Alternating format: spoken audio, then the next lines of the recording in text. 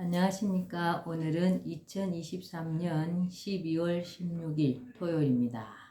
금방 주말이네요. 오늘도 난세 영웅 허경영을 아십니까? 108페이지부터 읽어보겠습니다. hen형 교육 이념의 지득체라는 순서도 잘못되어 있다. 지득체는 지식 교육을 우선으로 하고 다음으로 덕성, 인성 교육을 중시하며 마지막으로 체육, 신체를 단련한다는 것인데 이것은 반대로 바꿔야 한다. 지식이 아무리 많다 한들 몸이 부실하고 건강에 문제가 있다면 그 지식은 무용지물이다. 신체를 건강하게 하는 체육 교육이 우선되어야 한다. 아이들이 운동장에서 자유롭게 뛰놀고 체육활동을 할 수 있어야 한다. 다음으로 지식만 있고 인성이 빠진 교육, 인격 없는 교육도 큰 문제다. 인성교육은 예로부터 가장 중시된 교육이다. 인격 완성을 교육의 가장 중요한 목적으로 생각했기 때문이다. 인성이 계류된 교육은 진정한 교육이라고 볼 수 없으며 인성교육이 빠진 지식만의 교육은 사회에 오히려 해악을 끼칠 수도 있다. 오늘날 우리 사회에 만연한 이기주의는 인성교육을 제대로 하지 못한 교육의 책임이 크다. 인성교육이 얼마나 엉망인지는 아이들의 대화를 들어보거나 버스나 지하철을 타보면 누구나 느끼리라 생각한다. 교육의 근본 목적과 방향을 읽고 아이들의 올바른 성장을 돕는 것이 아니라 오히려 아이들을 죽이고 그르치는 우리나라 교육 제도는 하루빨리 바뀌어야 한다.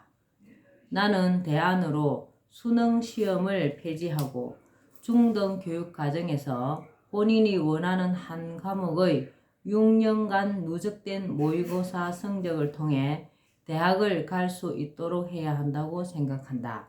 그리고 다른 과목은 수업만 받도록 하여 청소년들이 과도한 시험 스트레스에 시달리지 않고 건강을 유지하고 친구들과 우정도 쌓으면서 즐거운 학교 생활을 할 수 있도록 해야 한다고 생각한다.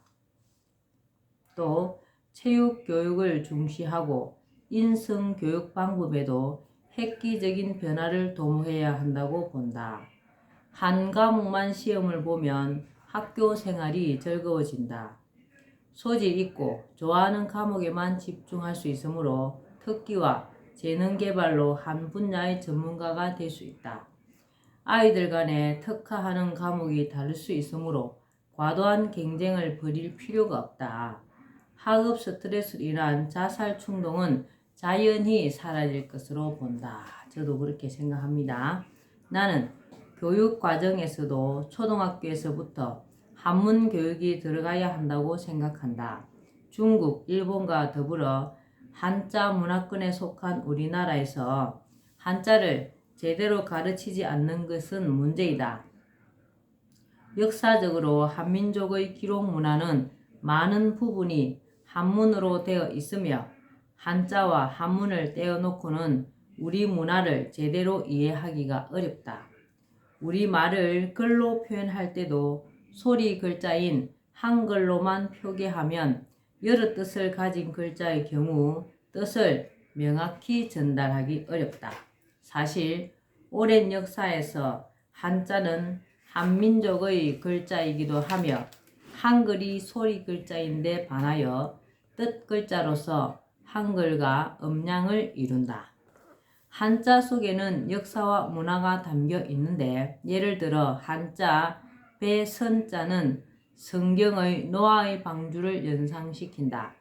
배에 8명의 식구가 탔다는 의미가 담긴 글자이기 때문이다. 즉 배선이라는 한자를 통해 아시아의 동쪽 끝과 서쪽 끝 사이에 민족의 이동이나 문화의 전파가 있었다는 사실을 유추할 수 있다. 그리고 한자를 아이들이 배우다 보면 어른스러워지는 장점도 있다. 더구나 앞으로는 중국과 일본과의 교류가 더욱 활발해질 것이 예상된다. 공통 문화인 한자를 모르고서는 서로 간의 소통에 문제가 생길 수 있다. 글로벌한 시대를 살아가는 미래 세대의 청소년들은 영어 외에도 중국어나 일본어도 꼭 배워야 하는데 이를 배우는데도 한자와 한문을 아는 것은 매우 유리하다. 나는 미래 세대가 동양의 학문과 사상에 대해서도 배울 수 있도록 장려해야 한다고 생각한다. 한자와 동양의 학문과 사상은 우리 민족의 뿌리다. 뿌리를 망각한 민족은 단결이 어렵고 다른 민족에게 동화되어 흔적도 없이 사라질 수 있다. 또한 동양의 학문과 사상을 배우는 것은 그 자체가 인성교육이라고 할 수 있다. 충이나 효, 예는 시대가 바뀌어도 인간이 지켜야 할 변할 수 없는 덕목이다. 일본에서는 초등학교에서부터 주역을 가르친다.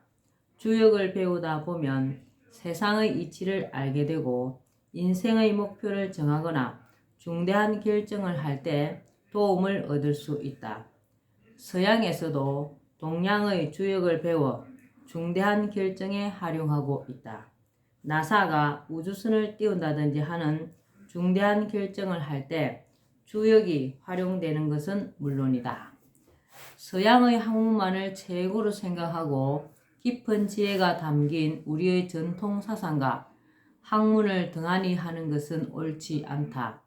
서양의 과학을 대단한 것으로 생각하나 과학도 일종의 가설이며 사실과 다른 경우가 많고 새로운 학설로 대체되는 경우가 허다하다. 교육은 백년대계이다. 우리의 아이들이 제대로 교육을 받아 건강하게 자라고 창의성을 말살당하지 않으며 아름다운 미풍양속을 지킬 수 있는 미래 세대로 자랄 때 우리나라는 희망이 있다.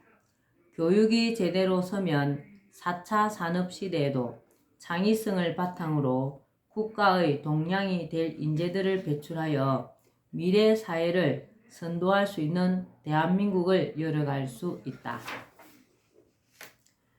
어머니의 무덤이 있는 고향을 떠나 서울로 올라가는 길은 고통스럽고 조마조마한 고행의 시간이었다.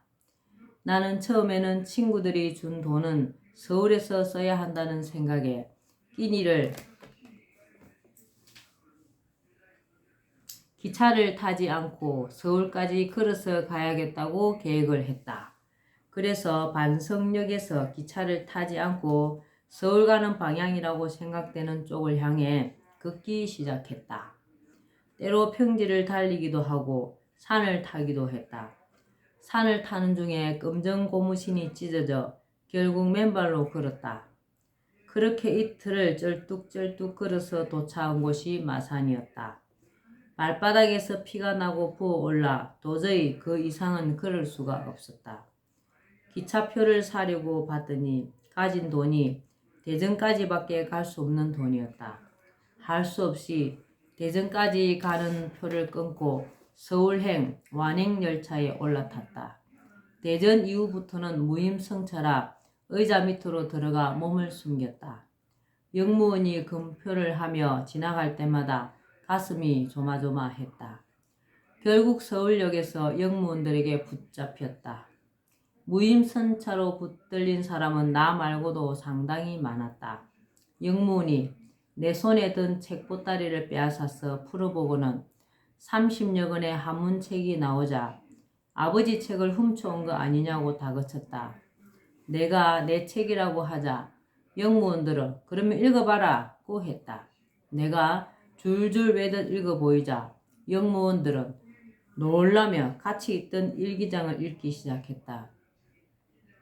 거기에는 나의 지난 생활과 소감과 포부 같은 것이 적혀 있었다. 영무원들은 나를 대견한 듯 쳐다보더니 이번에는 어머니 무덤에서 가져온 흙보따리를 풀었다. 흙이 나오자 흙은 왜 가져왔느냐고 물었다. 나는 돌아가신 우리 어머니 무덤 흙인데 서울에서 공부하면서 어려운 일이 있을 때 이 흙을 보면서 마음을 다잡기 위해서 가지고 왔습니다. 라고 했다. 옆에 있던 여자 영무원은 손수건을 꺼내 눈물을 훔쳤다. 그리고는 영무원들끼리 뭐라고 의논하더니 여자 영무원이 와서 조금 있으면 경찰이 와서 무임승차한 사람들을 잡아갈 텐데 너는 몰래 빼주기로 했으니 저쪽으로 가라. 그리고 이 돈은 우리가 모은 것이니 얼마 되지 않지만 밥이라도 사 먹고 어디 가서 잘 때를 찾아보아라. 우리 집에 데려가고 싶지만 우리 집도 식구가 많아 어쩔 수가 없구나 라며 내 손을 꼭 잡고 돈을 쥐어 주었다. 기억도 나지 않는 아버지와 어머니가 마지막으로 헤어진 서울을 멍하니 바라보며 나는 빛바랜 책보따리를 끌어안은 채 망부석처럼 서울역 광장에 서 있었다. 천리타양 서울에서 행장의 이슬로 사라진 남편을 잃은 어머니가 병든 몸으로 통곡하며 어린 나를 안고 전쟁 중에 떠났던 서울. 나의 이름에까지 남아서 나와 끊으려야 끊을 수 없는 숙명의 서울로 나는 다시 돌아온 것이다. 마을 사람들이 훗날 나에게 알려준 어머니의 유언이기도 했지만 나는 어머니가 찾지 못한 아버지의 유고를 찾아야 하며 그것을 찾지 못할 때는 비석이라도 세우겠다며 아버지가 돌아가신 서울 행무소 자리에 반드시 아버지의 비석이라도 세우겠다며 어릴 때부터 다짐해 왔기에 먼저 서대문 행무소를 찾아가 행무소 정문을 향해 땅바닥에 엎드려 아버지에게 큰 절을 올렸다.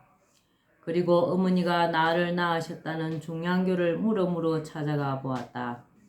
어머니가 기거하시던 움막터의 정확한 위치는 알 수 없었지만 아무래도 물가의 넓은 공터였을 듯 싶었다. 나는 그곳으로 내려가 어머니를 생각하며 한동안 서 있다가 흐르는 강물에 눈길을 주었다. 어느 날 청천백력같이 나락으로 떨어진 어머니가 어떻게 해서든 남편을 구하고 싶어서 밤마다 촛불을 켜놓고 기도하며 흘리던 애절한 눈물이 강물 어디엔가 섞여서 흘러가는 것만 같았다. 나는 사람들이 많은 남대문 시장 쪽으로 다시 와서 갈 곳을 찾다가 시장 입구에서 구두 닦는 일을 하게 되었다. 밤이면 구두를 닦는 아이들과 함께 무허가 합숙소에서 잠을 잤다. 그리고 광화문에 있는 협성고등공민학교라는 야간 중학교에 들어갔다. 그런데 합숙소에서 사람들이 얼마나 담배를 피워대는지 연기며 냄새 때문에 도저히 공부에 집중할 수가 없었다. 그곳을 나와 중국집 뽀이를 하기도 하는 등 여러 군데를 전전했지만 마땅치가 않았다. 고민 끝에 사찰에 찾아가 의탁해 보기도 하고 찾아간 곳이 바로 수유리 화계사였다. 그곳에서 만난 분이 숭산 이행원 스님이었다. 스님이 나를 양아들로 맞아주어 나의 두 번째 양아버지가 되어주셨다. 나는 그곳에서 밥 짓는 일을 했는데 그곳에는 화계사 스님들 외에도 동국대학교 불교대학 기숙사인 성림회가 있어 성림회 성녀 200여 명의 백밥까지 하루에 1000여 명 분량의 밥을 지었다.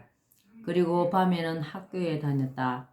그렇게 나는 화계사에서 밥을 하며 야간 중학교를 졸업할 수 있었다. 그 절에서 틈틈이 불교의 8만대장경을 읽어 중도 사상을 비롯한 불교의 사상을 섭렵하게 되었다. 그곳에서 중학교 졸업 후 고등학교 과정인 협성상업전수학교에 입학했다.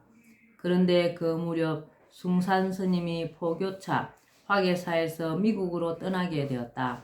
스님은 나에게 너는 공부를 해야 하는데 이곳은 일이 많아 공부하기가 어렵다. 그러니 너도 이곳을 떠나거라.